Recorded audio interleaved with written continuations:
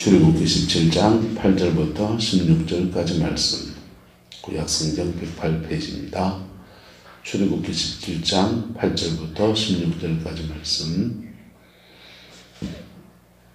그때 아말렉이 와서 이스라엘과 리비딤에서 싸우니라. 모세가 여호수아에게 이르되 우리를 위하여 사람을 택하여 나가서 아말렉과 싸우라. 내가 내일 하나님의 지팡이를 손에 잡고 산 꼭대기에 서리라. 여호수아가 모세의 말대로 행하여 아말렉과 싸우고 모세와 아론과 홀은 산 꼭대기에 올라가서 모세가 손을 들면 이스라엘이 이기고 손을 내리면 아말렉이 이기더니 모세의 발이 피곤하며 그들이 돌을 가져다가 모세의 아래에 놓아 그가 그 위에 앉게 하고 아론과 홀이 한 사람은 이쪽에서 한 사람은 저쪽에서 모세의 손을 붙들어 올렸더니 그 손이 해가 지도록 내려오지 아니한지라. 여호수아가 칼날로 아말렉과 그 백성을 쳐서 무찌르니라. 여호와께서 모세에게 이르시되 이것을 책에 기록하여 기념하게 하고 여호수아의 귀에 외어 들리라. 내가 아말렉을 없이 하여 천하에서 기억도 못하게 하리라. 모세가 제단을 쌓고 그 이름을 여호와 니시라 하고 함께 했습니다. 이르되 여호와께서 맹세하시기를 여호와가 아말렉과 더불어 대대로 싸우리라 하셨다 하였더라. 아멘. 오늘 이 말씀의 축복과 은혜가 저와 여러분의 가정과 삶에 이 안에 함께 해주시기를 예수님의 이름으로 축복합니다. 오늘 다룰 주제는 두 가지 전쟁입니다. 이 안에 살아가면서 우리는 계속해서 이 두 가지 전쟁 가운데 서게 될 것입니다. 이 두 가지 전쟁은 하나는 따라합시다. 눈에 보이는 전쟁, 따라합시다. 보이지 않는 전쟁, 보이지 않는 전쟁. 이 두 가지 전쟁을 우리는 이 안에 동안에 계속 치르면서 살아가야 합니다. 눈에 보이는 전쟁은 무엇이 아시죠? 여러분의 일상의 전쟁입니다. 살아가는 게 전쟁입니다. 여러분, 모든 게 좀 다 경쟁이잖아요. 장사를 해도 다 경쟁이고요. 체전을 해도 다 경쟁이고요. 그렇죠? 그래서 아주 격렬한 경쟁을 할 때 그것을 마치 전쟁이라고 하는 것입니다. 특별히 나라 안팎의 문제는 경제적으로, 외교적으로 아주 심각할 정도로 전쟁입니다. 정치적으로, 외교적으로, 경제적으로 굉장한 전쟁을 우리는 치르며 살아가야 합니다. 이게 다 눈에 보이는 전쟁입니다. 무슨 전쟁이요?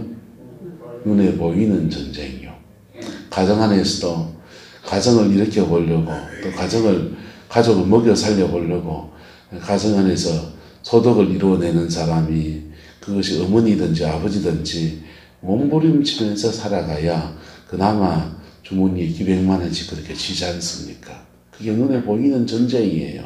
여러분, 직장 생활하는 사람들은요, 직장 안에서 얼마나 갑질도 당하고요, 얼마나 굽신굽신 해야 되고요. 그렇지요.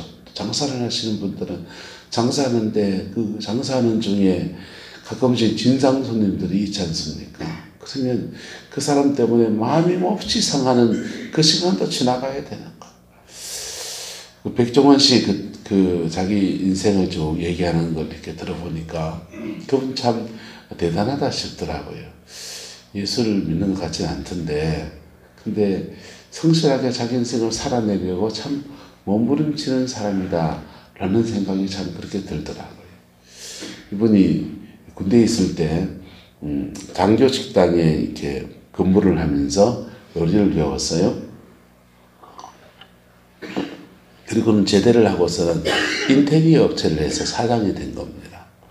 인테리어 업체를 하면서 우연히 부동산 하는 집에 가가지고 무슨 얘기하다가 여보 좋은 매물 나온 거 있어요? 그러니까 사장님 식당 한번 해보실래요? 괜찮은 식당이 하나 나왔는데 그래 말해가지고 식당요? 괜찮으면 하죠. 그냥 인테리어 업체가 너무 잘 되고 있어서 딴 데 신경 쓸 틈이 없는데 괜히 헌정처럼 말 한마디 한 게 그만 쌈밥집을 인수를 하게 됐어요. 그 쌈밥집을 인수를 해놓고는 이게 두 다리를 거치는 거예요.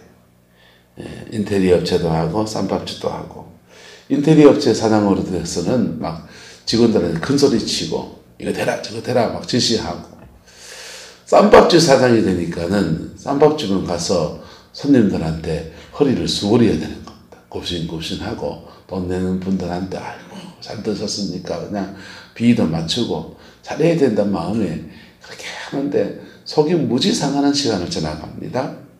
그런데 시간이 지나서 인테리어 업체가 IMF를 맞으면서 그만 부도가 나버렸어요. 부도가 나면서 이제 기댈 것은 쌈밥집밖에 없는 거예요. 사채 끌어다 쓰고 그 빚 갚느라고 생고생을 하고서는 그 다음 이제 이 쌈밥집에 올인해가지고 그때부터는 이제 요리사의 프랜차이즈 사장의 막 그런 쪽으로 이제 쭉 뻗어서 자기 인생을 살아오고 아무것도 모를 때 식당을 그 생업의 절박함을 가지고 식당을 했고 그게 너무 마음에 그래서 지금도 이제 골목 식당 하면서 수많은 자영업 하는 분들에게 뭘 하나 이렇게 TV라도 줄까 해서 그렇게 자기는 섬긴다는 거예요. 여러분 인생 잘 산 사람 맞습니까? 맞습니까? 훌륭하신 분이죠. 여러분 이게 삶의 전쟁입니다. 눈에 보이는 전쟁입니다. 할렐루야. 눈에 보이는 전쟁에서 승리하는 저와 여러분 되기를 축복합니다. 눈에 보이는 전쟁은요 따라 두 가지로 싸워야 됩니다. 따라서 성실과 정직과 지혜. 눈에 보이는 전쟁은 어떤 분야든지 세 가지를 갖춰야 합니다. 성실해야 돼요. 두 번째는요 정직해야 됩니다. 정직해야 됩니다. 물건값을 속이고 이문을 막 너무 과대하게 붙이고 막 그러면 하루 이틀은 그게 벗겨낼지 모르지만은 시간 지나면 드러납니까? 안 드러납니까? 드러나죠. 그래서 이렇게 손님들이 끊어진다고요. 재료를 이렇게 속이고 이런 건 다 법에 걸리잖아요. 요즘은요. 세 번째는 지혜예요. 시대에 맞는 것에 대한 거. 요즘 시대 사람들과 시대의 트렌드를 볼 줄 아는 것은 그 지혜인 것입니다. 요즘은 이마트나 홈플러스 같은 게 장사가 잘 안 된대요. 왜 안 되겠어요? 사람들은 뭘 안 사 먹습니까? 이마트 홈플러스 왜 안 되겠습니까? 아는 사람. 안정목에서 왜 안 되는지 압니까? 어승거사에 압니까? 시대의 트렌드를 세워야 된다니까요. 두 가지 이유 때문입니다. 하나는 인터넷으로 다 사요. 그래서 쿠팡, 그 다음에 G마켓, 그 다음에 위메프, 쿠차 뭐 이런 거 있습니다. 그런 데서 심지어는 해외로 직구를 합니다. 중국 사이트에서는 알리익스프레스라는 중국 사이트에서 사면 굉장히 싸요. 옷 같은 것도 제 옷은 중국 사이트에서 사면 10,000원이면요 진짜 좋은 거 괜찮은 거 얻어요. 그 다음에 가전제품은 아마존에서 미국 사이트에서 삽니다. 국제적인 시대가 됐어요. 그래서 택배를 시키면 택배비 내면 집까지 갖다 줍니까? 안 갖다 줍니까? 갖다 주잖아요. 내가 장 보러 가지 않아도 되고. 두 번째 이유는 1인 가구가 많아져서 그래요. 무슨 가구가 많아졌다고요? 1인 가구. 1인 가구가 많아지고 지금 노령화가 많이 됐어요. 구룡포도 노령화가 굉장히 많이 됐죠.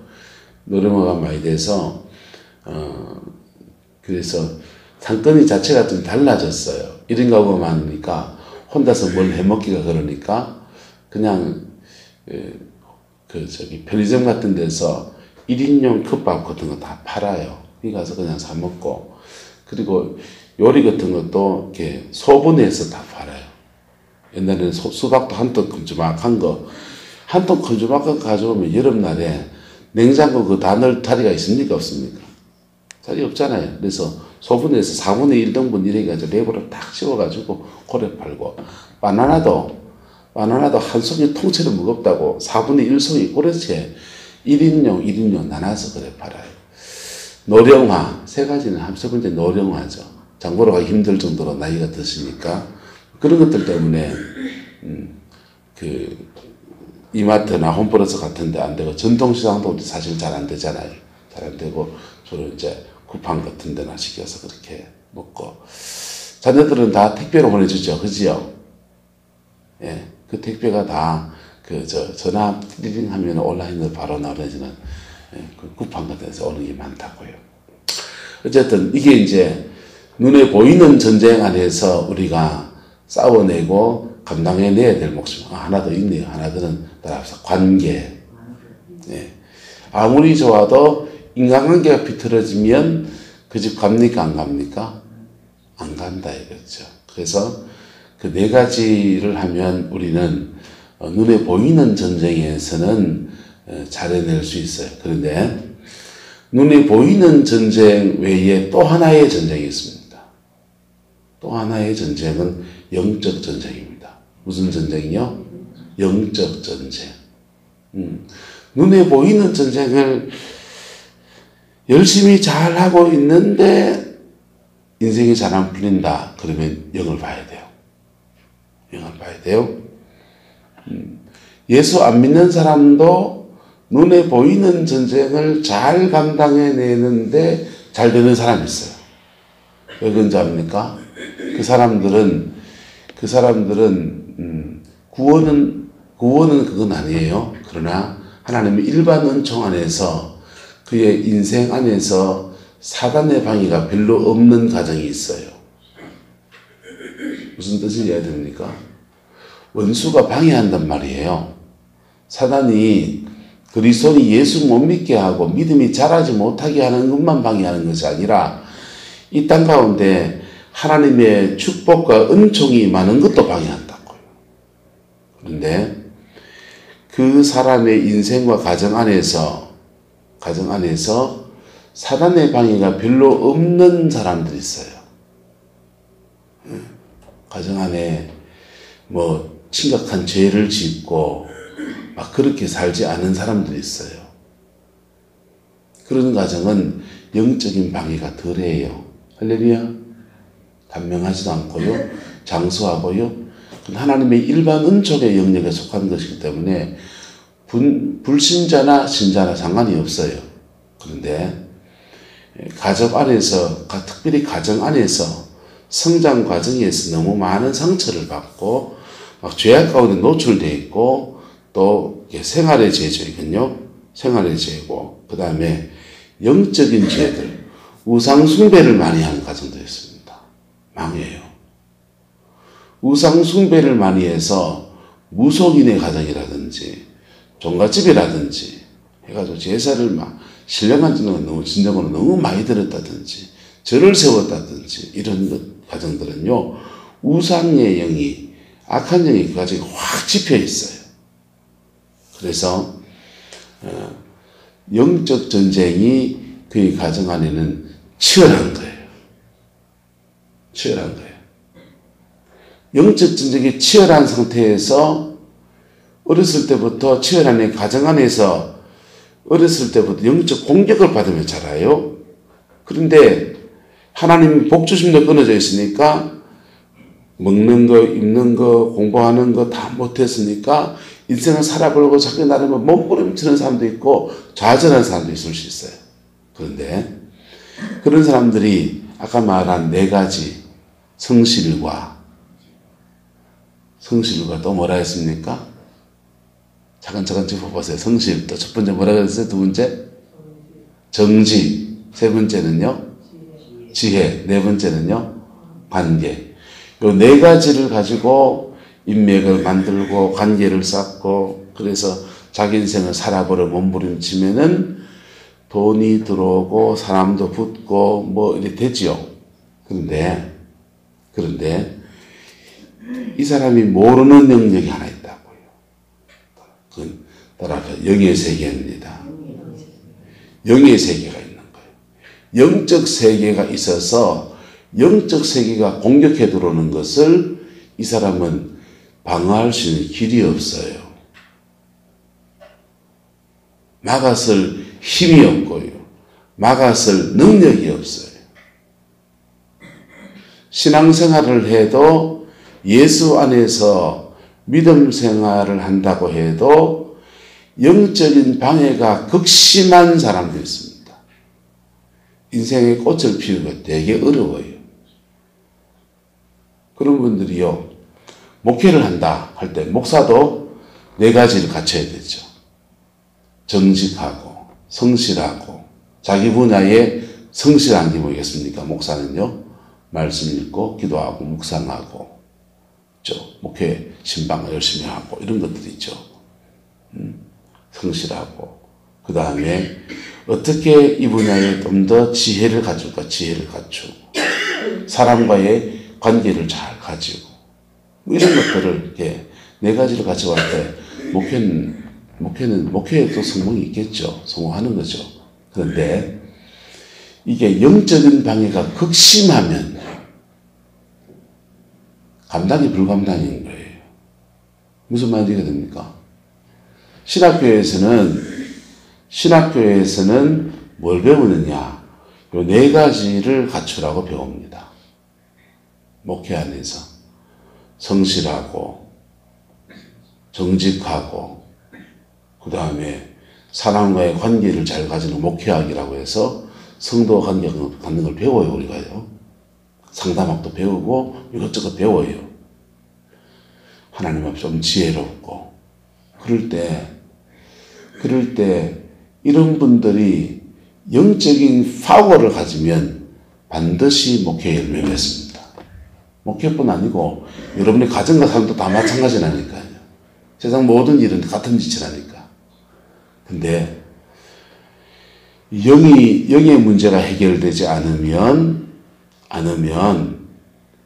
이것을 갖춘 사람들은 뭘 하면 성공할 수 있습니까? 갖추든지 따라합시다. 영적인 방해가 덜한 삶을 살면 됩니다. 영적인 방해가 좀 덜한 삶을 살면 돼요. 목회도 영적인 공격이 심한 데가 있고 덜한 데가 있어요. 경상도 영적 공격이 심해요. 바닷가 영적 공격이 사실 심한데요. 솔직히 구릉포 용이 9마리 나는 또 10마리잖아요. 용이 10마리 있다 하는 그런 동네죠. 사람들 좀 바닷가 사람 좀 억세고 그렇죠. 근데 미신 많이 생기고 이런 동네는 영적인 싸움이 거센 데예요. 거센 데는 영권이 있어야 됩니까? 없어야 됩니까? 반드시 있어야 되는 거죠. 근데 서울 같은데 이런 데는 영적 공격이 이보다 덜할까요? 더할까요? 덜해요. 덜하다고. 전라도 같은 데는요. 전라도 같은 데는 사람들이 상처가 많지만 기도하는 사람들이 카바링이 많아요. 그래서 교회 안에 성령의 임재가 쭉 깔려 있어요. 그래서 목회자가 나머지 4부분만 잘 감당하면 교회 안에 영적 전쟁은 누가 치러주냐? 따라합시다. 성도들이 치러주십니다. 성도들이 치러주는 거예요. 70년대, 80년대까지 목사님들은 목회할 만했어요. 왜 목회를 할 만했느냐? 밤마다 교회에 와서 기도하고 하나님께 부르짖는 성도들이 자기 인생이 고달파서 그렇겠지만은 어쨌든 기도하는 사람들이 여기 많은 거예요. 새벽에 오면은 여기 무대기 해가지고 이렇게 기도하다가 한번 주무시는 분도 있고 그렇습니다. 그러면은 와서 종땡 치면 이제 부지시 일난다고요. 일나가지고는 다 같이 새벽 예배 드립니다. 늦게 오셔가지고 새벽 예배만 드리는 분도 있고 밤새 철야하다가 생철야 하신 분도 있고 2시간 기도하다가 주무시는 분도 있고 여기 쭉 깔려있는 거예요. 그리고 예배 드리면 앞에 기도한 사람들이 여기 성령의 임재를 다 채워놨습니까? 안 채워놨습니까? 채워놨잖아요. 그러니까 멍석 깔아놨으니까 그냥 광대가 깨춤만 추면 되는 거죠. 강단에 서서 말씀만 전하면 성령의 임재가 쭉 풀어지면서 은혜가 임하는 거예요. 그리고 함께 기도로 달궈진 사람들과 새벽 기도 끝나고 우리 교회 삼장하고 평소에 기도합시다. 이러면 막 기도하기 시작하면 여기서 와와와와 저기서 와와와 하면서 막 기도가 막 어우러지기 시작합니다. 성령이 막 운행하시면 막 시작되는 거예요. 이쪽에 기도가 약해져 있잖아요. 막 기도가 약해지시면 여기서 마음이 감동된 사람이 저분을 놓고서 영적으로 중보기도를 막 하기 시작해. 그러면요, 이쪽에 막 끄벅끄벅 졸고 있던 사람, 주야, 오늘 왜 졸리면 주야, 이런 사람이요. 갑자기 누가 중보기도를 막 때려주면요, 와샤와샤와샤 이렇게 한다니까. 우리 교회 그런 교회 되길 소망합니다. 그게 70년대, 60년대, 70년대 한국교회 모습이에요. 할렐루야? 그래가지고요, 목사님은 방언도 못해도요, 방언도 못해도 신학교에서 배운 이 4가지 그것만 가지고 열심히 그냥 목회하면 나머지 부분은 성도들이 다 감당해 주는 거예요. 심지어 목사님들이 영의 세계를 너무 몰라서 권사님 그래 기도하지 마세요. 교회에서 방언 기도한다고 막 방언 기도하면 막 뭐락하고 쿡쿡 찔러서 남들 기도 방해하고 그래 세게 기도하고 막 쿡쿡 찔렀잖아요. 그러니까 그분들이 다 쫓겨가지고 어디 갔냐? 철학기도를 하는 거라고. 철학을 하고는 밤에 다 한따까리 다 해놓고는 새벽에 오면 조용히 묵상하고 주여 주여 남들 하듯이 주여 하면서 묵상하는 시간 가져요. 따라합시다. 통성기도도 필요하고 묵상기도도 필요합니다. 이렇게 밤에 통성기도 한 사람이 묵상기도 하면요, 묵상이 깊이 들어가요. 쭉 들어갑니다. 네. 부르짖어 기도하면서 이 영을 갈아엎지 않은 사람들은 묵상기도 하면 자꾸 잡생각이 생기는 경우가 많아요. 다 그런 건 아니에요. 근데 어쨌든 그렇게 기도로 이렇게 영적인 터가 장악되어 있고 그래서 목회할 만했죠. 성도들도요. 그래 기도하다 보면 힘이 나가지고 새벽에 기도하면서 힘 받아가지고 그 다음 자신의 생활로 가서 생활의 전쟁을 싸워내는 거예요. 할렐루야. 그 생활의 전쟁에서 영으로 싸워낸 사람들이 생활에서 부딪히니까 그 생활 안에서 수고할 때마다 그의 수고에 대해서 하나님이 갚아주시고 은혜를 주시는 아름다운 일이 있어서 이 나라가 이만큼 먹고 사는 나라로 세워지는데 큰 깃털이 되어 주었습니다. 할렐루야. 우리 민족은 알지 못하는 사이에 이 나라는 우리가 모르는 사이에 이 2가지 전쟁을 싸우면서 이만치 나라를 세운 거예요. 이게 세워지는 게 쉽지 않은 겁니다. 이 나라는요 3가지를 이루었어요. 따라합시다. 복음화, 산업화, 민주화. 복음화, 산업화, 민주화 이 3가지를 이뤘습니다. 오늘 시대의 문제는 뭐냐? 눈에 보이는 전쟁에서 승리하고 눈에 보이지 않는 전쟁에 승리해서 그게 기반이 돼서 눈에 보이는 전쟁을 승리해서 이만치 이루어놓고 난 뒤에 이뤄놓은 것을 어떻게 분배할 것이냐 나누는 문제, 분배의 문제가 생깁니다. 그 분배가 포퓰리즘이다, 아니다 복지다, 이게 쟁론이 되는 거죠. 또 하나는 더 심각한 문제는 뭐냐 하면 사실은 2개의 전쟁이거든요. 눈에 보이는 전쟁과 안 보이는 전쟁이요. 할렐루야. 안 보이는 전쟁에서 지금 여지없이 밀리고 있는 거예요. 눈에 보이지 않는 전쟁에서 그냥 막 여지없이 밀리고 있는 거예요. 사단에게요. 기도의 사람들이 다 어디 가셨는지 돌아가시고 연세 드시고 하면서요. 교회마다 바글바글 하던 기도의 사람들이요. 대부분 다 사라지시고 한 교회에 하나 둘 찾아보기가 어려운 그런 시대에 살아가고 있는 겁니다. 가정 안에서 기도의 사람 하나가 있으면은 나머지 사람들은 생활의 전쟁만 싸워도 우산이 되어줬는데, 그늘이 되어줬는데, 가정 안에 영적 전쟁을 싸워줄 수 있는 기도의 사람이 그래 없는 거예요. 없으면 어떻게 됩니까? 눈에 보이는 전쟁에 법은 정말 고도화됐어요. 그래서 김치 하나를 담아도 식당 가도 보세요. 원산지 배추가 중국 건지 한국 건지 표기해야 됩니까? 안 해야 됩니까? 돼지고기, 소고기가 중국 건지 한국 건지 덴마크 건지 표기해야 됩니까? 안 해야 됩니까? 다 표기를 해야 돼요. 그런 거 다 표기해야 되고 안 하면 법에 걸려서 감옥 간다고요. 개 같은 거, 뭐 같은 거 짐승 잡아먹는 것도 바다의 고기도 금어기도 있고요. 그거 안 지키면 몰수당하고요. 법이 얼마나 엄격해지면서 눈에 보이는 전쟁은 저희는 전쟁은 안 지키면 나라가 제재를 하기 때문에 얼마나 잘 지켜졌는지 몰라요. 옛날에 되면요. 그런데 눈에 보이지 않는 전쟁에서 우리는 한없이 한없이 밀리고 있어요. 한국 교회도요. 교세가 줄어든다 했는데 줄어드는 속도가 점점 더 빨라져요. 점점 더 빨라져요. 염색 안 하면 교회 안에 흰머리 소년들만 3분의 2가 뭐예요? 5분의 4가 흰머리 소년들인데요. 맞습니까? 들립니까? 당장 우리 교회 똑같잖아요. 그런데 지금도 눈에 보이는 전쟁에서 승리하는 교회들은 부흥하고 있습니다. 맞습니까? 안 맞습니까? 눈에 보이는 전쟁에서 승리하는 교회들은 부흥하고 있다고요. 동의하십니까?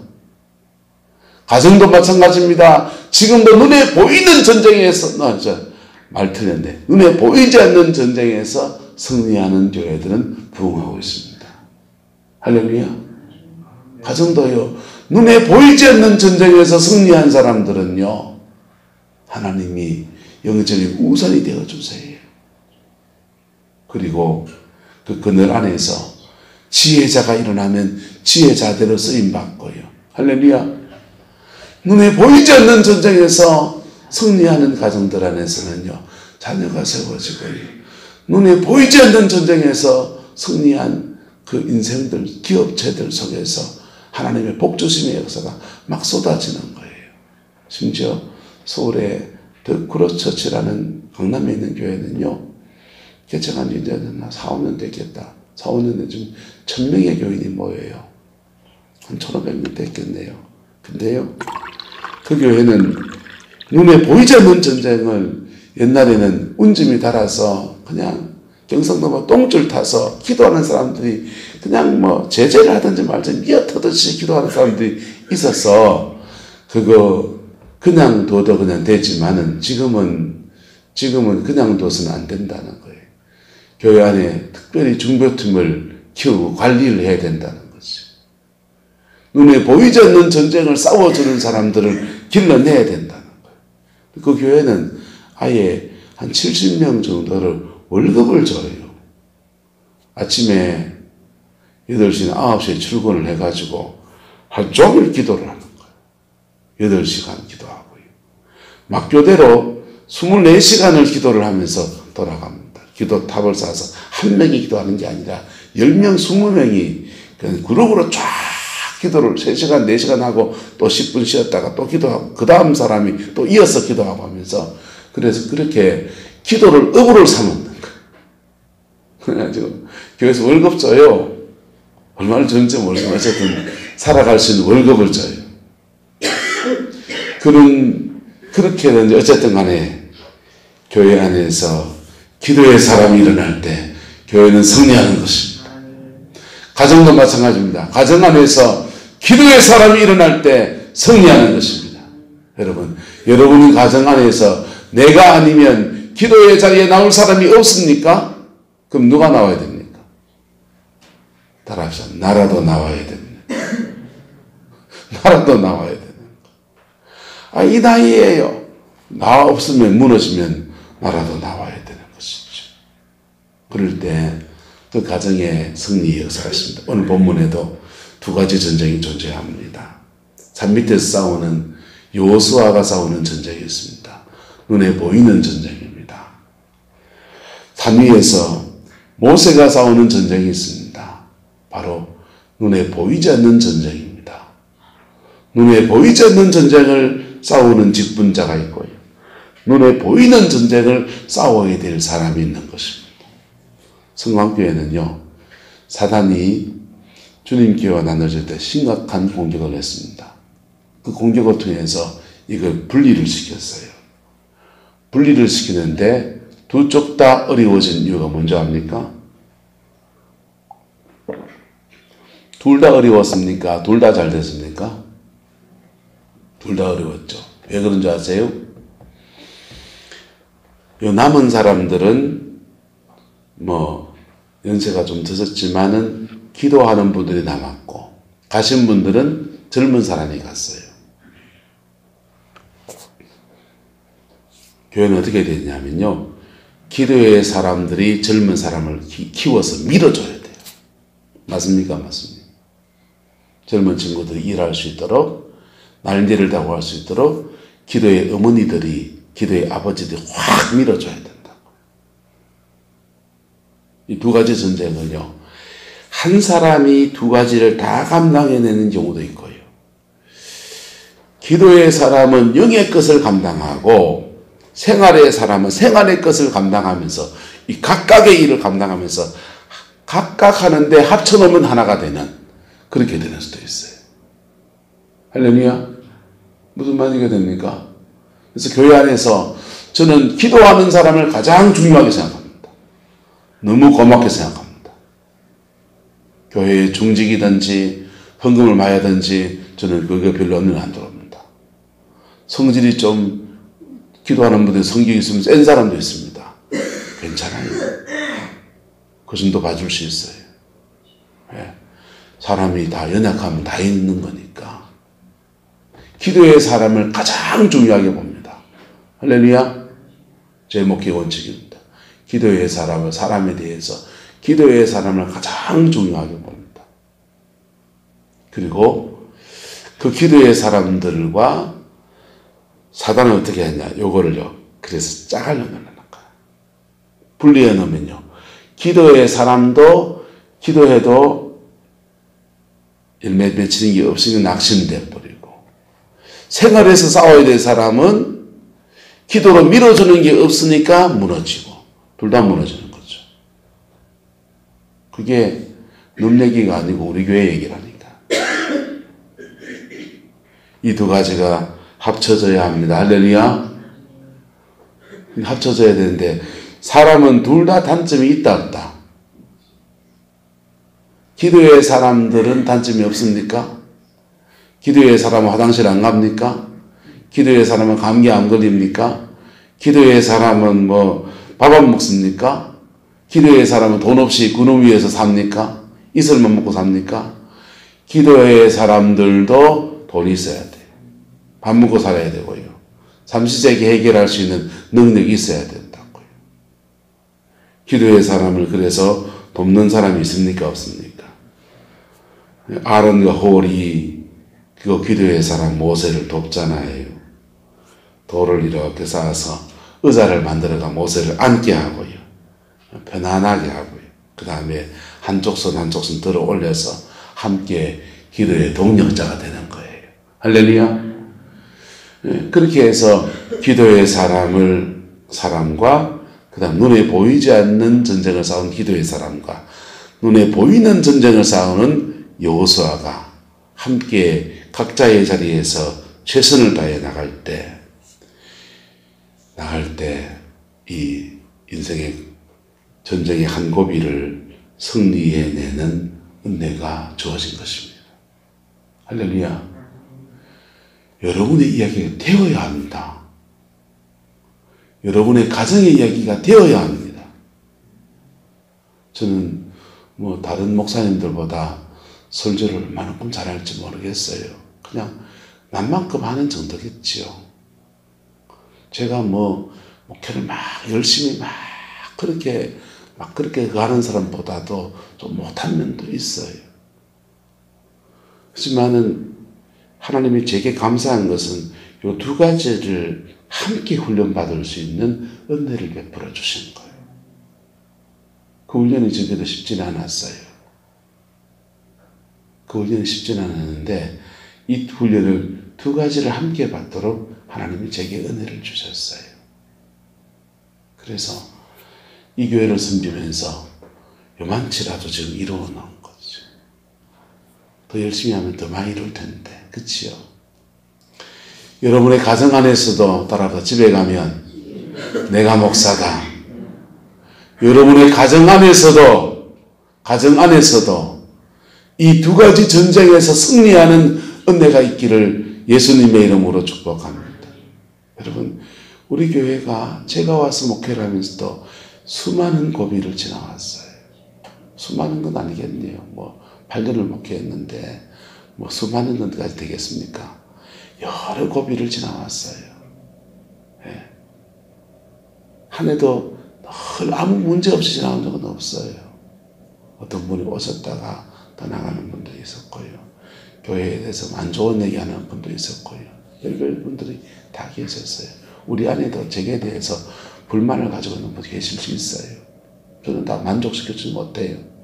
저도 인간이니까. 저한테 만족을 구하지 마시고 주를 바라보는 은혜가 있기를 축복합니다. 그런데요, 이 두 가지 전쟁에서 어느 정도 싸워온 겁니다. 그래서 하나님 앞에서 요만치 교회를 지금 일구어온 겁니다. 여러분, 제 부족한 교회 얘기를 왜 하냐? 여러분 가정에서도 그렇게 승리해야 되기 때문에 말씀을 드리는 겁니다. 여러분의 가정 안에서도 이 두 가지 전쟁을 승리해내기를 주의 이름으로 축원합니다. 그리고 그렇게 싸워나갈 때 사단의 장난이 뭐냐면요, 기도하는 사람이 막 일어나면요, 분리를 시킨다고요. 뭐 한다고요?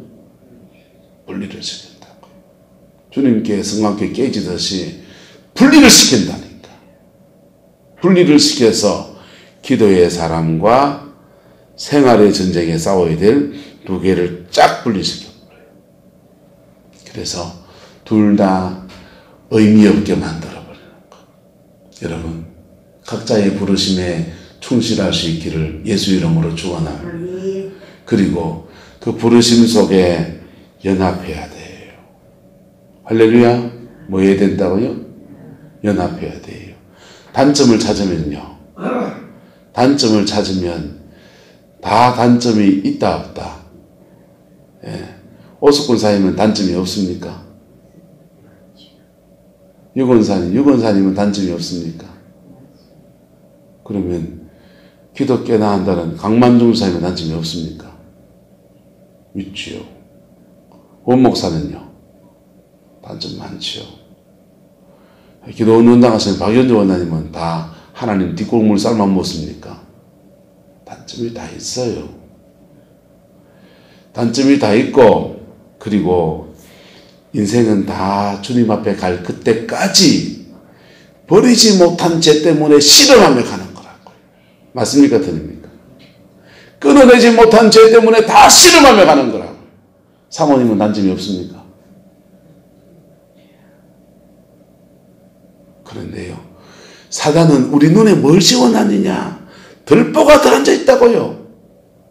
그래서 남의 단점은 뭐가 보이고 크게 보이고, 내 단점은 뭐고 쪼매나고. 예? 그래서 그거를 요즘 좋은 말 생겼잖아요. 내로남불이라고. 내가 하면 뭐고 로맨스고, 남이 하면 뭐고 불륜이고. 여러분, 그 눈은 마귀가 준 분열의 권세예요. 마귀가 준, 사단이 주는 우리 눈에 들보라니까. 들보가 뽑히기를 예수 이름으로 축복합니다. 들보가 뽑힐 때 우리는요, 연약함에도 연합할 수 있고요, 죄악이 있음에도 보혈의 피로 덮어서 서로를 세워가는 은혜가 있습니다. 그리고 그 속에서 내 몫의 사명을 감당해낼 때 기도의 자리와 생활의 자리 안에서 하나님의 복주심의 역사가 풀어지는 거예요. 할렐루야. 이 안에 살아가는 중에 저와 여러분 안에서 이 두 가지 은혜가 풀어지게 되기를 예수님의 이름으로 축복합니다. 이게 어그러지면 인생은 열매를 맺지 못해요. 이게 어그러지면 교회에 직분 가지고 있고, 죄송합니다, 돈 많아도 인생의 열매는 별로 없어요. 하나님 앞에서 소중한 은혜의 열매, 인생의 열매가, 삶의 열매들이 믿음 안에 맺혀지게 되기를 주님의 이름으로 축원합니다. 할렐루야, 할렐루야. 그 복이 있기를 축복합니다. 기도하겠습니다. 사랑과 은혜가 많으신 아버지 하나님, 우리가 지난날 삶을 교훈 삼아서, 반면교사로 삼아서 오늘 한 해는 승리하는 은혜가 있기를 소망합니다. 영의 승리가 있기를 소망합니다. 기도의 자리에 승리가 있기를 소망합니다. 생활의 자리에 승리가 있기를 소망합니다. 이 두 가지 전쟁을 함께 싸워서 아버지 하나님 축복으로 열매 맺는 아름다운 역사 허락하여 주옵소서. 성도와 성도 사이에, 가정 안에서 자녀와 어머니 부모님 사이에 하나님 이 아름다운 은총의 역사가 충만해지게 주장하여 주옵소서. 여호와께서 함께해 주시기 원합니다. 예수님의 이름으로 축복하며 기도드리옵나이다. 아멘.